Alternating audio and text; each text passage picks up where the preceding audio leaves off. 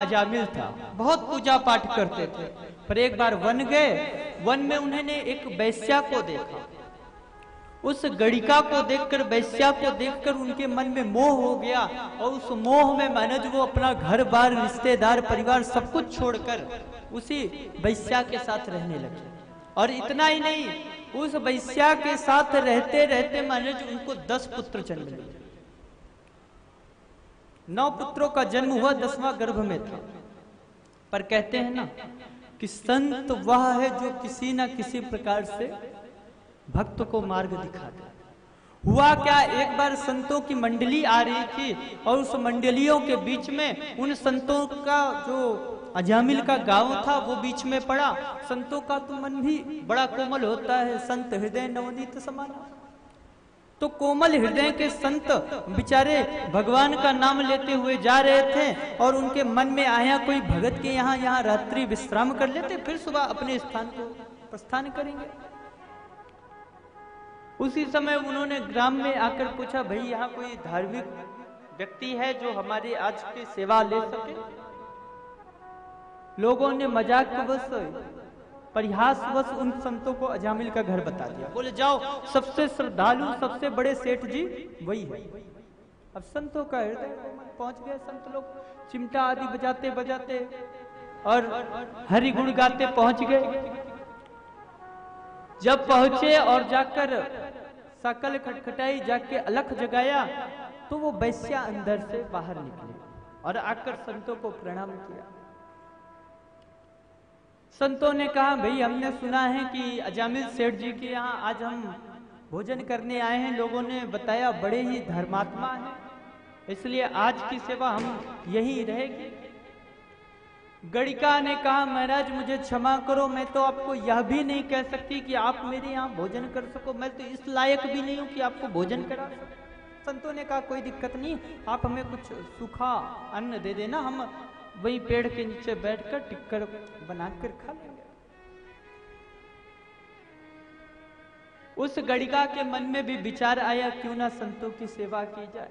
संतों को तुरंत उसने सूखा आटा दाल चावल दे दिया।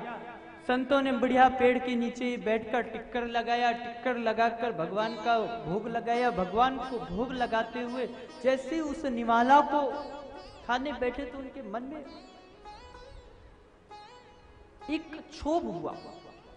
मन में विचार किया कि यह देखो कितना बड़ा पापी है यह अजामिल। क्योंकि महाराज अजामिल पंडित था और गणिका के साथ रहते रहते उसने सब कुछ छोड़ दिया और ऐसा उसका स्वभाव बन गया। महाराज दिन भर चोरी डकैती करता, इधर उधर लोगों को लूटपाट करता, मांस भक्षण आदि करता। किसके? उस संग से। संग सर्वात्मनः त्याज्य, कहते हैं, शास्त्र कहता है संग का असर बहुत ज्यादा होता है। और उस गणिका के संग रहते रहते उस पंडित अजामिल की भी बुद्धि बिगड़ गई। तो उन संत ने सोचा, इस पापी का अन्न हम खा रहे हैं और अगर हमने जिसका अन्न ग्रहण किया, अगर वह तब भी पापी रहा हमारे अन्न ग्रहण करने के बाद भी, तो हमारे संत होने का क्या फल? उन संतों ने सोचा कुछ ना कुछ तो मार्ग दिखाना पड़ेगा।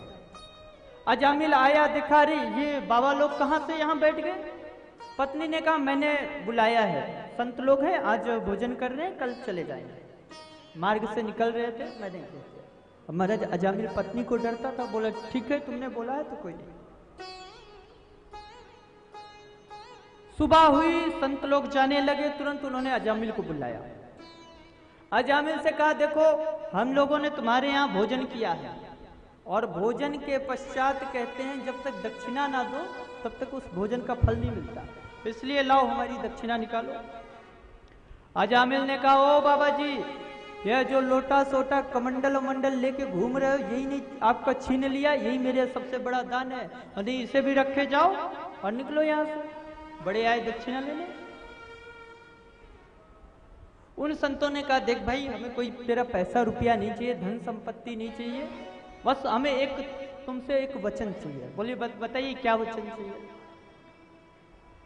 उन्होंने कहा, देखो तुम्हारी पत्नी गर्भवती है, तुम्हारी पत्नी के गर्भ से जो भी बालक जन्म ले उसका नाम तुम नारायण रख दो,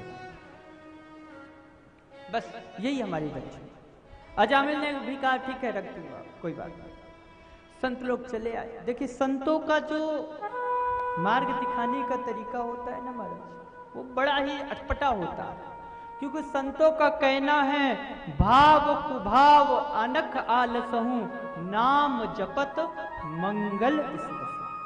भाव से जपो कुभाव से जपो, जिस भी प्रकार से जपोगे नाम अपना असर दिखाएगा। संत कहकर चले गए। कुछ समय बाद उसके घर में पुत्र जन्म लिया, उसका नाम उसने नारायण रखा। अब महाराज भगवान की ऐसी कृपा कि उस बालक नारायण से उसकी अधिक प्रीति थी। जब भी वो भोजन करने बैठता, आओ बालक नारायण, आओ बेटा नारायण। घूमने जाता, चलो बेटा नारायण। सोता, आओ बेटा नारायण। यानी हर समय नारायण नारायण नारायण नारायण ही जपता है। उसका मन उसके प्रति लग गया। कुछ समय बाद उसका आखिरी समय आया और इतना पापी था, इसलिए उसे लेने के लिए यमराज के दूत आए, बड़े बड़े हट्टे कट्टे दूत आए और उन्होंने तुरंत यमराज को पकड़ा, उसके गले पर फंदा डाला और घसीट कर लेकर चलने लगे। उसी समय ये अजामिल चिल्लाया, अरे पुत्र मुझे बचाओ, अरे नारायण बचाओ, नारायण बचाओ, नारायण बचाओ। जैसे ही नारायण का नाम लिया, सुई महाराज तुरंत भगवान के पार्षदों के कानों में वह आवाज चली गई और जैसे ही आवाज गई तुरंत भगवान के पार्षद आ गए। चार चार भुजाओं वाले पार्षद आए और महाराज वह उन पार्षदों को, यमराज के पार्षदों को मार धाड़ कर महाराज भगा दिया। यमराज के दूतों ने पूछा, भाई तुम हमें क्यों मार रहे हो, तुम कौन हो?